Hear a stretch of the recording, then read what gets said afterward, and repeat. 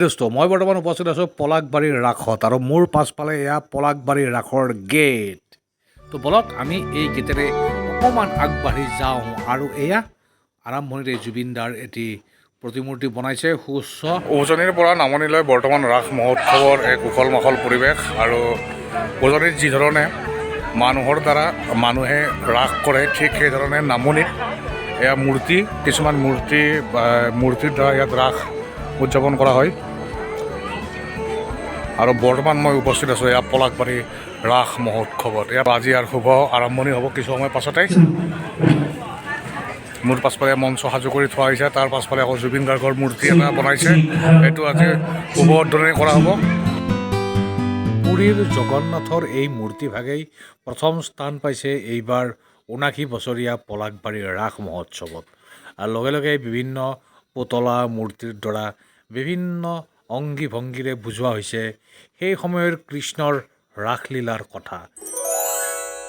এয়া শ্ৰীকৃষ্ণৰ জন্ম, এয়া শ্ৰীকৃষ্ণ শ্ৰীকৃষ্ণ হোৱাৰ আগত যেতিয়া দৈৱকী যেতিয়া তেওঁৰ সন্তান, এইটো সন্তান আছিল নহয়, অষ্টম সন্তান আছিল শ্ৰীকৃষ্ণ, আৰু তাৰ আগৰ এইবিলাক সন্তানক এই ধৰণে এই ঔষধটোৱে লৈ গৈছিল। মামা, এই এটা মামা হয়, চাওক এই মামাই কি কৰিছিল। এই ৰাস আৰম্ভ হৈছে কৃষ্ণৰ জন্ম হোৱাৰ আগত 7টাকৈ সন্তানেই মামাই ধ্বংস কৰিছিল। গতিকে বৰ ডেঞ্জাৰ আছে মামা। প্ৰতিটো মূৰ্তি, প্ৰতিটো অংগী ভংগীৰ একোটা নিৰ্দিষ্ট সময় আৰু ক্ষণক বুজায়। সেই ক্ষণ যি ক্ষণত কৃষ্ণৰ জন্ম হৈছিল, আৰু কৃষ্ণক যেতিয়া জন্ম হৈছিল তেতিয়া তাত থকা সকলো সৈনিক সেই জেলৰ সন্মুখৰ বা সেই কাৰাগাৰৰ সন্মুখৰ সেই সকলো সৈনিক শুই পৰিছিল, আৰু কৃষ্ণক এই ধৰণে তেখেতৰ পিতৃয়ে লৈ গমন কৰিছিল সাগৰৰ বুকুৱে। য'ত পঞ্চনাগৰ লগতে এটা কুকুৰেই তেখেতৰ এই যাত্ৰাত তেখেতক সহায় কৰিছিল, আৰু মোৰ বাবুই এই কুকুৰটো চিজিছে। আনফালে দেৱী যোগমায়া জন্ম হৈছিল যশোদাৰ গৰ্ভত। সেই সন্তানকে লৈ আহিছিল বসুদেৱে যশোদাৰ বুকুত কৃষ্ণক এৰি। কংসই দৈৱকীৰ বুকুৰ পৰা অষ্টম সন্তানটিক আনি মাৰিব চেষ্টা কৰে। তেতিয়াই যোগমায়াই তেখেতৰ নিজৰ আবিৰ্ভাৱ দেখায় আৰু তেখেতে কয় যে কৃষ্ণ ইতিমধ্যে জন্ম হৈ গৈছে, কংসৰ মৃত্যু ইতিমধ্যে আহি গৈছে। আৰু ইফালে কৃষ্ণ লাহে লাহে ডাঙৰ হৈ যায় গোকুলত। আৰু এয়া চাওক, এয়া পুতনা এইবোৰ বিভিন্ন ধৰণৰ খেল তেখেতে সৰুৰ পৰা দেখাই এটা সময়ত কৃষ্ণৰ যিসমূহ লীলা, এই লীলাসমূহ তেখেতে তেখেতে অলপকৈ ডাঙৰ হৈ যায়। আৰু তাৰ যিসমূহ অংগী ভংগী, এয়া চাওক, এয়া কৃষ্ণৰ মুখত পৃথিৱীৰ ফটো।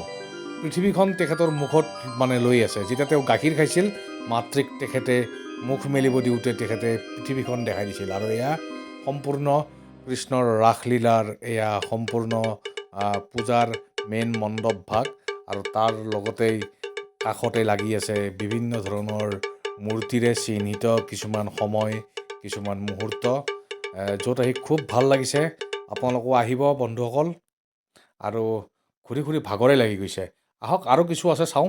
এয়া চাওক, এয়া পূৰা এই যে সাপক মাৰিছিল কৃষ্ণই, এই সাপক মাৰিছিল, পঞ্চসাপৰ ওপৰত তেওঁ নাচিছিল, কিমান যে তেওঁৰ ৰাসলীলা আছিল। এইবোৰ চাওক, এইবোৰ তেখেতে বিভিন্ন ধৰণৰ অসুৰ, আৰু এয়া তেওঁ পাহাৰ দাঙি পেলাইছিল, আৰু গোবৰ্ধনৰ সেই পাহাৰখন দাঙি পেলাইছিল। এয়া আকৌ তেওঁ বস্ত্ৰহৰণো কৰিছিল, যুৱতীসকলৰ বস্ত্ৰহৰণ কৰি তেখেতে ধেমালিও কৰিছিল। এয়া আকৌ বিভিন্ন ধৰণৰ অসুৰ বধ, বিভিন্ন ইয়াত আমাৰ পুতলা বা মূৰ্তিৰে আমাৰ লোৱাৰ অসমত এইবোৰ আমাৰ কৰা হয়। আৰু এই ধৰণে ইয়াত ৰাস উদযাপন কৰা হয়। যি ধৰণে ওপৰ অসমত মানুহেই এইবোৰ কৰে, এইবোৰ সময়ৰ সেইবোৰ একোখন উপন্যাস বা যি আমাৰ বেদ আছে, বা যিসমূহ আমাৰ গীতা আছে, বা যি ভগৱত আছে, তাৰ কিছু বাণী শ্লোক তেওঁলোকে তাত এইসমূহ দেখায় ৰাইজক। আৰু ইয়াত সেইসমূহৰে কিছু দৃশ্য ইয়াত সুন্দৰভাৱে পুতলাৰ আকৃতিত বা কিছুমান মূৰ্তি বনাই। এয়া চাওক, বস্ত্ৰহৰণ, এই যে দ্ৰৌপদীৰ বস্ত্ৰহৰণ হৈছিল, এয়া ভীষ্মক সৰসজ্জা কৰি থৈ দিছে। আৰু এয়া যেতিয়া মহাভাৰতৰ যুদ্ধ হৈছিল কৃষ্ণ আৰু অৰ্জুন, আৰু লগত চাওক, এয়া এয়া ৰঙা আৰু নীলা এইটো হৈছে আমাৰ কোনোবা এটা চিনাকি শিল্পী হ'ব। ঔৱা এয়া দেখোন আমাৰ জুবিন দা বনাইছে। জুবিন দাক তেওঁলোকে ঠিকেই বনাইছে, কিন্তু অকণমান মুখখন নিমিলিল যেন লাগিছে। তথাপিতো চেষ্টা কৰিছে, বহুত বহুত ধন্যবাদ তেখেতসকলক। আৰু লগতে এয়া জুবিন দাৰ কিছু ফটো, আৰু এই ফটোৰ মাজত এইখন ফটো চাওক। এইখন ফটো মই আপোনালোকক এইটো কাৰণে জুম কৰি দেখাইছোঁ যে জুবিন দাৰো কিবা এটা জাতি বা গোত্ৰ আছে, নহ'লে সেইটো ফটো নহয়, এইটো আচলতে লগুণ লোৱা সময়ৰ ফটো হয়। গতিকে এই ধৰণে 2025 বৰ্ষৰ ৰাস মহোৎসৱ পালন কৰিবলৈ ওলাইছে পলাশবাৰীবাসীয়ে। গতিকে সমূহ অসমবাসী ৰাইজক নিমন্ত্ৰণ জনাইছে। Most welcome to Palasbari.